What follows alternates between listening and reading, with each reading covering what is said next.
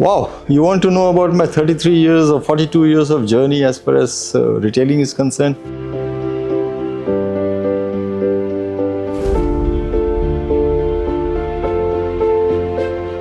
Yeah, my first 10 years stint was not pure retailing. I worked for a luggage company, then I worked for a television company, and after that I worked for a footwear company. But the real big box retailing happened in the last 33 years. I had a dream of setting up a 50,000 square feet retail store because I was fed up of running a 500 square feet store, and I was waiting for opportunity for somebody to give me that 50,000 square feet store. And it happened. The Raheja Group, which had a very large theatre complex in Andheri, Mumbai, they wanted to explore how to make it more commercial. And a chance headhunter calling me and a chance meeting with the chairman of the group, I got into the Raheja Group and started off Shopper Stop with just about 280 square meters or 2,800 square feet of a store. Finally, that store became 50,000 square feet by 1994. And today, Shopper Stop as a chain, which is 249 stores, has close to 4.17 million square feet. So the journey has been like that. Started with just 13 employees. Today, I think they have more than 10,000 direct employees, another 10,000 indirect employees. Its journey has not been only just retail as Shopper Stop. And my life has got Shopper Stop as a retail business. I was also instrumental in setting up the first Retail Association of India as the first chairman, because I realized that if we try to just capture the market that we have, market will not grow. And I thought if we get all the competitors together and we can really increase the pie, then maybe we'll get the share of the pie that we deserve. So Retail Association actually became a very, very big reason for India to grow. I served there for 15 years and stepped out as a chairman. And now I'm involved with running my charitable trust, which is TRRAIN, and which also works towards empowering retail employees. So a lot of things that we're doing in TRRAIN is impacting people at the lowest level of the pyramid across the country, and we're helping people realize their dreams. So it was my dream to industry dream to people's dream. So all through is a dream, dream, dream. So I think the first thing that comes into my mind when people say challenge. See, challenge is a challenge when you see it as a challenge. So for me, every challenge is an opportunity. So if there is a problem, there's an opportunity. If you look at the startups of the world, look at anything that's happened in the world has happened because there was a problem, there was a challenge. So for me, every challenge is an opportunity. Yeah. I joined in 1991. I'm not going to go through my earlier challenges. I faced multiple of them. I joined in 1991 in July. The chairman met me and he said, we'll have to start the store in 90 days' time. I was the only employee, no team members, no brand name, no company, no account, nothing. And we had 90 days to start a full concept. Now, for anybody else, it is a challenge. Like yesterday, somebody was asking me, what kind of project management tools did you have to do it in 90 days? I was like, computer hi nahi tha yaar us time. But the opportunity was we creating something which has never happened in this country. And so what 90 days? And the other important thing was I had no baggage. And all my team members who joined us had no baggage. Neither we came from big box retailing, nor we came from apparel or fashion. So humko to pata hi nahi tha ki what not to do. We always thought anything you tell us, we will do it. So that is the zunoon, that's the pagalpan, that's the madness which we actually started off with. And with that, we set it up. We set up the store in less than 90 days time. So team, store, concept, brand name, every aspect of starting a business was started as the first employee, and suddenly we opened the business with 13 employees. And it was not easy at all because everything was new. There was nothing existing. I mean, for a large 50,000 square feet store, to get centralized air conditioning, to get the shops and establishment, I mean, everything was a barrier because it was not existing. And the moment we did it, then it opened the doors to so many people. We have had challenges in terms of finding out what is going to be the proposition for the business. So we said, let's go into the market. So we went to customers, met customers, walked the streets, and then we realized that every time you enter a store and come back, there are only two things that happen. Either you had a fabulous experience, or you had a bad experience, or you had a great experience, or you had an individual experience. So the word that we caught on was experience. So when we set Shopper Stop, the first statement was Shopper Stop, the ultimate shopping experience. And year after year after year, when we spoke to the customers and they said they loved the experience, we called that Shopper Stop, feel the experience while you shop. So that's the way that we've actually built the business. And multiple challenges, whether it's people, branding, finance, capital, resources, stores, was a challenge. So let me tell you about the property challenge. The first property was a theatre complex, which we converted into a shopper stop. Second property was a hotel in Bangalore, which we converted into a shopper stop. The third property was an IT office, which we converted into a shopper stop. Okay, whereas today everybody is getting into retail because you have big malls there, big shopping centers there. We didn't have anything like that. So if I had to wait for a mall to open, probably 10 years, I would have got sacked much earlier. I think to me, the pivotal moment in my career has been the opportunity of joining the Raheja Group to convert Shopper Stop. I've had a very successful career. I mean, 10 years in 3 very well-known companies of that time, selling luggage through Blow Plus, selling television through Sony, selling and retailing footwear through Corona. So I had very good and have grown.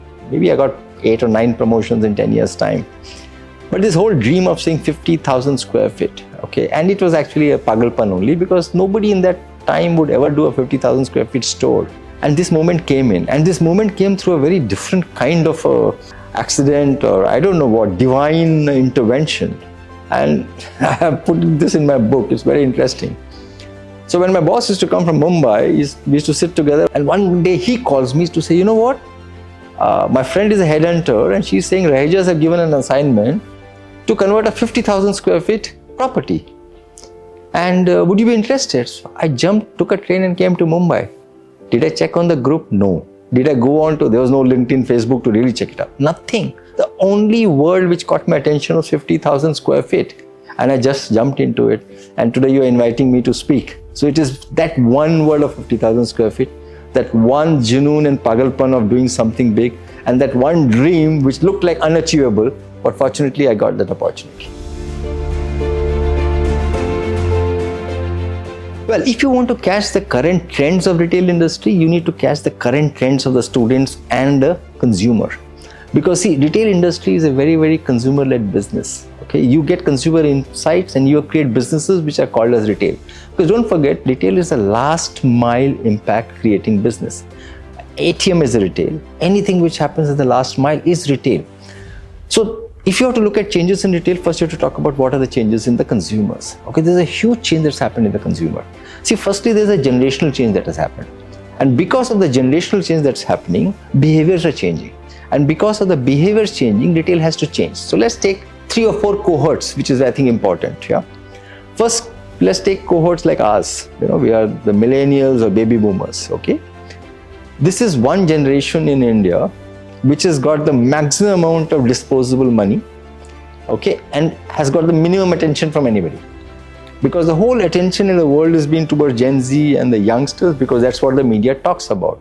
Okay, this has happened in India especially because our youngsters have started earning much early. I mean, I was not allowed to work at 18 or 19 in a McDonald's or Shopper Stop and earn 10,000 bucks. Today it's happening. So that's one thing that's happening to the consumer.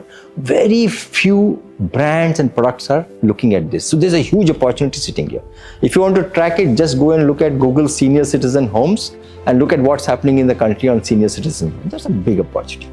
On the other hand, let me come to the kids, the toddlers to teenage up to 10, let's say 0 to 13.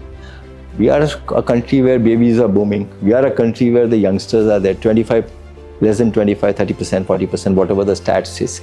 Now, this is an area where a lot of changes are happening and the people who are earning very well are spending on their children.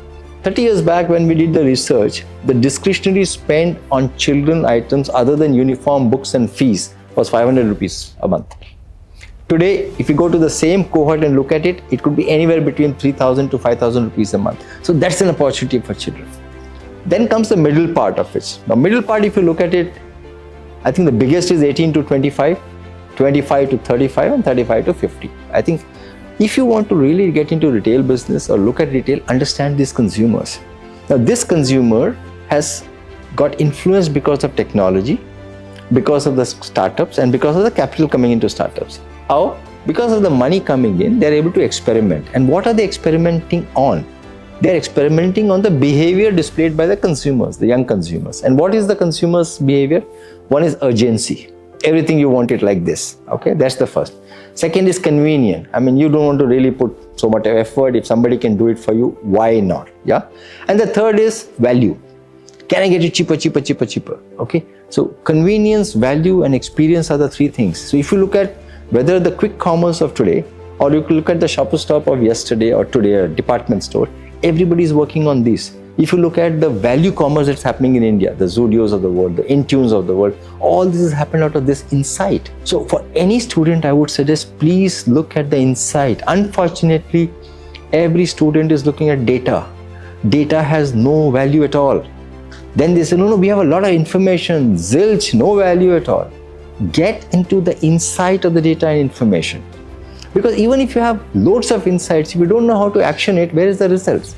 So to me, understand consumers, understand the behavior, get into the insight, learn actionable, and keep tracking actionable to say what succeeds, what fails, because from the trials and the failures, you learn that. And I think that's the way to go about tracking the retail industry. That's the way to look at retail industry.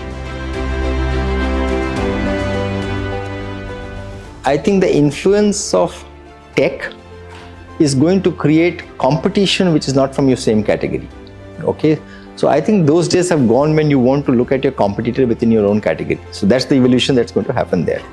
If you look at the consumers evolving, okay, a lot of securities that probably the earlier generations have is not there. The current consumer across the world is very, very secured and is not insecure like many of us were there today. I mean, who had heard of saying I take a sabbatical? Who had heard saying I'm taking a 3 months break? Okay, who had heard saying I'm going and working out of Goa, my office is in Bangalore, because the world has created that kind of an environment. So these are the changes that's happening. The other change that's happening is a lot of consumption is getting valued not through consumption but through wholesale or business. Well, let me give you an example which is a very unique. I was talking to the chairman of an FMCG, and one of the things that he said is that there is a drop in the consumption. You know why? Because a young couple who otherwise would do maybe 7 days into 3 meals, 21 meals, are now doing 15 meals, and the 6 meals that they're actually having is going to a Zepto or a Zomato or something. Now, these people, when they are supplying, it's not coming in packaged product. It's coming as a ready-made meal from the restaurant. The consumer is consuming, but not at home in a box or in a package which you can actually take. It's a brand is gone. Now, these are all consumptions happening which you can't actually track or value, and there's a loss of business there. So can you imagine an FMCG's competition being a restaurant? Because the restaurant is changing the consumption and the Zomatos and the Swiggy are making that happen. So these are evolving trends that actually we are seeing. The second trend that we are seeing with the youngsters is there's a lot of consciousness towards the society, community, climate. Now, has the behavior changed totally? Not yet, but it is happening. Okay, 2 or 3 elements that I can talk of. We are seeing the mix of the wardrobe changing. If I had looked at the wardrobe of a youngster 20 years back or 15 years back, there were too many elements there. If you look at the wardrobe today, there are less elements, and maybe there are less garments or less apparel inside that. So what's happening? They are becoming more minimalist compared to earlier times. However, is that money being saved? No. That money is going to travel, that money is going to tourism, that money is going into their personal hobbies. Okay, and as I'm talking, I remember a gentleman I met, and this young guy, maybe he was in his 30s, okay, his hobby is to fly, and it costs a lot of money to fly. So he was telling me, I have taken a job where there's enough money for me to go across to whichever city in country and do 2 days of flying and get my hours or whatever for my certification. And he said, I don't spend on anything else. And he was earning at that time maybe 2.5 lakhs a month. Okay, but his hobby is very expensive. So this is a new trend I'm seeing. Whatever you love, you want to do that. And that is coming at the cost of something else. So tomorrow, let's say you're shooting, okay, you love photography, okay. Maybe you spend much more money on your equipment than you would spend on your t-shirt or shirt or shirt. So actually, photography as a hobby, elements of photography is becoming a competition to our business because you are actually sacrificing. So this is evolving very, very fast. So we have to actually track the consumer trends and then look at what the business will look like. Well, let me first talk of what is it required to succeed in any sector. Okay, what is it required to succeed in as a human being? Okay, I think first of all we have to look at saying what is the definition of success, because the moment you say success and succeed, Okay, you're putting an artificial benchmark to life, and you have started saying, measuring things out of outcome and output rather than the input that you require. And this is actually not a great thing to do. So in fact, I was talking to the students also, and I was saying, I think please define your purpose. What is it that you want to do in life? Okay, let the purpose be very inclusive, which means whatever I do, it will impact the community. It will have some impact on other lives. And that's the single important things for leadership. And I want to quote an example which I had a chance to see Mr. Ratan Tata talking to another senior person. This gentleman asked Mr. Ratan Tata to say, you are the chairman of Tata Group. Tata Group is in 100, 150, 200 businesses. How do you decide which business to get in? We are all about 200 CEOs sitting in that room, and we thought he's going to come out with some huge... You know what he said? He said, whatever is good for the community is good for Tatas. Can you imagine? You're talking of a 180, 200 billion dollar group chairman saying this. Look at this. The two words comes from it. One is the purpose, which is so strong. Second is inclusive. What is good for the community is good for Tatas. They're not failures, they build businesses. So if you look at to succeed as a leader, the first thing is, are you connected? Are you grounded? Do you understand that your success happens as a leader because of people in the company, because of the teams, because of your customers, because of your vendors, because of your partners, because of resources, because of this Mother Earth? So many people actually come together to make you successful.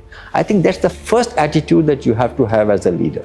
Skills, what? There are farmers. I don't know how many of you heard of this two brothers. Okay, two brothers in the farm, and they started off making some pickles or something. Now I'm told it's a 500 crore business. Two brothers, farmers. So if somebody had to ask, saying, how would farmers succeed? You'll say they have to have much more productivity of farmland. Look at what's happened. So I would say purpose, attitude, behavior, inclusive, being connected, grounded is the way to build a business. I mean, the same thing applies for retail, same thing applies for auto, same thing applies for any other industry. I again want to quote and probably quote from what Sadhguru of Isha Foundation talks about leadership. It's beautifully said, and I can't put it in a better way than he says. He says, as a leader, you're sitting on the top of a tree, or you're on the perch, topmost, okay? You are able to see things which others cannot see below you, okay? So your vision has to be something bigger than others. And that's why you're a leader. And that, I think, is very critical. But in the journey of leadership, if you ask me, what are the 2 or 3 elements that one should have as a leader? I think the first element is you should be able to empower your people. Because if you are a control freak, you can't build a team. You can't be the right leader. So empowerment is very, very critical. And the second is you should have the ability to let go. Today, if you look at family businesses, look at leaders, the reason why the business doesn't grow is because you don't let go of the business. I mean, there are families where I meet young children, young students who can tell me, my dad doesn't allow me to do this, and I want to be in the family business, but I don't want to get because, he doesn't want to change. So empowerment is critical, and let go is very, very important. The moment you do this, you actually see as a leader, you start growing.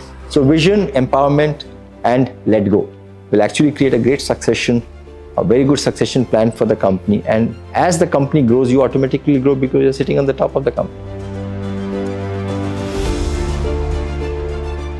You should love meeting people. You should love getting into details, because retail is all about details. Without details, you can't do retail. And whichever category of product that you want to get into, you should be able to relate to that product as a purpose. Okay? For example, you may say, I love jewelry, I want to do jewelry retailing. But you're not selling jewelry, you're selling beauty, you're selling happiness. Okay, so if you are not in the business of making your customers happy, whether you sell jewelry or sell apparel, it won't really make a difference. So important is purpose, second is retail is very detailed, and third is you should love people as people, because in the retail you're serving as people. I would say that I don't know from which faculty you will come, but let's say you're coming from marketing or HR or finance or whatever. Things which are becoming more common in the world of retail today is analytics. A lot of people get into certain faculties because they don't like numbers. So it's not about numbers, it's about understanding behavior through analytics and then taking decisions on that. So I would say for your preparation, if you love details, are willing to put that effort on details and willing to look at numbers and analyze it, and actionables out of that, retail is a career for you. The second is, retail is a huge people business. Whether you are in brick and mortar retail, online retail. I mean, if you talk of a Zomato or a Swiggy, look at the numbers and thousands of people that they work with them. So it's a very people's business. Irrespective of the function you are in, you have to love people, because without people loving, you can't do. I mean, you don't have to say, oh, I'll be in HR, then only I'll be a people person. No. I mean, in fact, honestly, the role of HR is going off from companies because the people part of the business is coming to the CEOs and the leaders. Yeah. You may say, I'm in marketing, why should I? No. If you are in marketing, without analytics, you can't really work. Without consumer insight, you can't really work. So please prepare for customer. Please prepare for people. Please prepare for inciting from customers. And then rest of the things are more aptitude and specific skills that you learn. I used to be a workaholic. I'm still workaholic. But I have a very different take on the work-life balance that the world is talking about. For me, work is life and life is work. When I enjoy life, I work as hard as anybody else to enjoy life. Yeah, I can't say, no, I am enjoying life, but I don't want to work for life. No, it's not like that.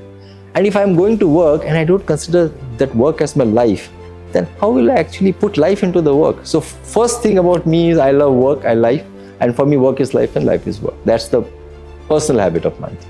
Second is I am a nature lover. I do a lot of walking, I do a lot of trekking. I love outdoors, and it's part of my life. And day after tomorrow, I will be participating in the Tata Mumbai Marathon. So that's something very, very routine for me. I love meeting people and I love sharing. Okay, that's also a personal habit.